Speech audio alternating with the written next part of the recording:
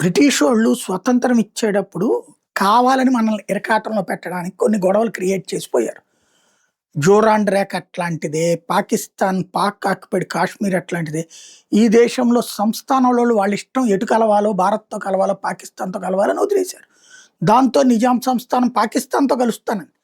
చివరికి operation polo పెడితే సర్దార్ వల్లభాయ్ పటేల్ లేకపోతే అది కలిసేది పాకిస్తాన్‌లో కలిసిపోయేది.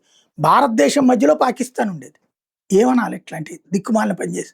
బ్రిటిషోడు దిక్కుమాలినోడే. ఆ దిక్కుమాలిన విధానాన్ని అంగీకరించి సంతకాలు పెట్టిన గాంధీనును, నెహ్రూ ఎట్టాంటోడు అనుకోవాలో చూడాలి.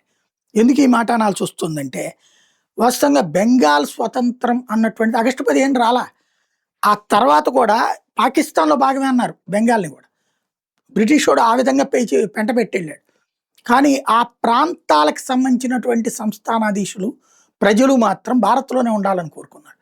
అందుకనినే భారత జెండాలు మొదట పాకిస్తాన్ జెండాలు ఎగరేసినటువంటి వాళ్ళని కూడా ఆ ముస్లింలు అక్కడ ఎగరేస్తే వాళ్ళని కాదని అక్కడ హిందువులు అడ్డుపడి భారత జెండా ఎగరేశారు. అంతేగాని హిందూ జెండా కాదు ఎగరేసారు.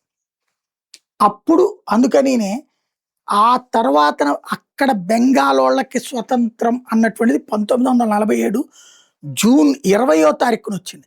ఇదే విషయాన్ని తాజాగా మొన్న కార్యక్రమం జరిగినప్పుడు గుర్తు చేసుకున్నారు అందరూ.